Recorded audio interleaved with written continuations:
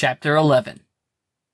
The old cobalt grandfather clock left a streak of azure through the atmosphere before slamming a heavy impact crater into the frost of Vrem. After the initial shock of movement, however, the ice continued its onslaught downward, quickly attempting to bury the time machine. Inside Purge, darkness and smoke and debris were all that were given the pair of time travelers as a reward for their harrowing plummet. Traveler coughed unnecessarily, as his bypass respiratory system worked fine, rather for effect than anything else. He caught himself trying to emulate purely human behaviors the more he found himself around them.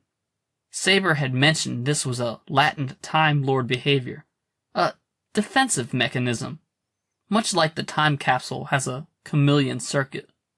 Saber shoved a large banister from herself, pressing several buttons on her psychic glass, to no effect. Dead in the water. Mr. Blue nodded, shaking his watch. He was receiving a signal, but it was faint. The crash had nearly taken out all of the technology. All of the communication technology, at least. He glanced around the gloomy blackness of Purge. What? Nothing. Moments later, they were at the entry wall. With some difficulty, they shoved their way through and out of the inhospitable Antarctic-like sub-freezing temperatures of icy Vrem. The wind was freezing. Snow and ice punished them in slivers and slicing pain. There appeared to be nothing but frozen and worthless tundra on this planet. Saber put away her psychic glass as she watched Mr. Blue type on his Time Lord wristwatch. Okay! He was forced to shout over the horrifyingly powerful freezing wind. There's an underground settlement nearby that I was able to land us close to. Land? Yes, or crash, whatever your fancy. Anyway, the stranger in the blue suit ran his fingers through his platinum hair and pointed generally to the right. Should be... There was a thunderous bellow in the distance. A terrific vocal blast had been released from some ancient giant ice beast, which awakened during the well-orchestrated and well-implemented landing procedure. And it was running at them fast. Mr. Blue typed something on his watch, nodded at the results, took a deep breath, and ran. Saber placed her hands on her hips, watching the dashing hero in blue live up to the strength and decorum of a billion years of Time Lord history. As he ran with his hands over his head, screaming for her to follow. The louder the snow beast behind them became, the faster Saber was able to run. Mr. Blue was frantically typing on his watch, the ice monster gaining ground behind them. If you have any ideas, Saber offered hopefully. Ah!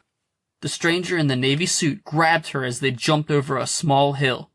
Saber could feel something very, very big, and probably very sharp swipe right over them as they plummeted down the side of a snow-covered mountain. The downhill ice-capade would have been helped greatly, Saber thought, by a sled. The Time Lord shouted as he pressed one final button, releasing a latch somewhere in the invisible distance. Saber heard it as well and was the first to fall into the hole, followed by the stranger in blue, who landed on top of her in a fairly compromising position with a loud curse, roaring and screeching and howling, coming closer. Saber grabbed Traveler's wrist, pointed up at the bunker's ceiling, and shot a blast of electric blue just in time for the hatch to close with a definitive locking sound. The ice creature overhead was stomping and screaming in frustration. The beautiful time agent removed herself from under the strange alien in blue, who was smiling with his eyes closed. Saber was unsure if he was conscious. God, time agents are weird. She tied back her ponytail. Mr. Blue stood, suddenly, keenly alert and awake. Right, he said, assuming the authority of the room, which consisted of himself and Saber. 2667 Vrem. Technology. He rubbed his goatee, tilting his head to the right. Sufficient, I suppose. Saber nodded. Question is, who are they? The time traveler pointed at nothing. Saber nodded, then shook her head. Wait, what? He tapped a few more buttons on his mysterious watch, and a 3D holographic pair of novelty glasses appeared. The multicolored cardboard ones that you would wear to a 3D movie. Mr. Blue handed them to Saber. As she placed them on, she saw what she thought was a ghost.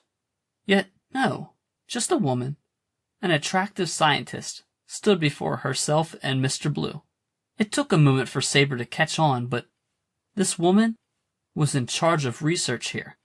I'm Professor Dolka. If you would come this way, please.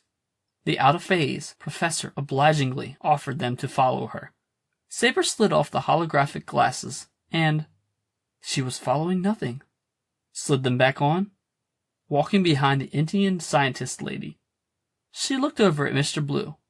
Now I've heard of independent bubbles of time washing around with suds of the present. You ought not equating time travel with doing laundry. She ignored him. My question is this intentional? Like a experiment? The only thing I can say for sure is my instincts are going crazy. This research station is temporally adrift and fractured. If we can find out what we need and get out of here as quickly as possible, I'd rather not solve some mystery that would have been better without my interference. The time agent stopped, turned, and fully regarded the Time Lord. Are you afraid? She asked, rather brutally straightforward. Mr. Blue stiffened, dusted off his suit and coat. I am never afraid. I am wary. Because of two things. One, the Time Lord pointed at Professor Dolka, the misplaced physicist, urging them on. She is from 2567. She is 100 years out of place. And the way my neurotemporal inducers are firing. He pointed at his temples. I'm guessing she's not the only one. They continued walking, following the century-old, out-of-place time echo of Professor Dolka. Oh. Saber grinned at the Cobalt time traveler. I don't think I would have caught that. You are good, Time Lord. Mr. Blue regarded her with one eyebrow raised. One is aware, time agent. Saber rolled her eyes, then asked, what is the second thing? What is making you wary? There was silence for a moment. Just the pair of time travelers' footfalls as they followed a ghost down a freezing underground hallway. Mr. Blue typed something and his wrist exploded, bathing everything around them in black light. All around them, in varying degrees of drying paint, blood, and feces, visible only through his very bizarre spectrum of light, was the word deceit. Over and over and over again. Deceit. Saber looked at the Cobalt Time Lord, who simply placed his hands in his pockets and started to whistle. What does it mean? Deceit. I mean, what would you guess it means in this particular instance? Who deceived whom? The Time Lord stopped whistling, but did not look at her. Deceit, in this case, is not an action, Saber. Deceit, in this instance, is a person. Saber felt a chill, something completely unfamiliar to her.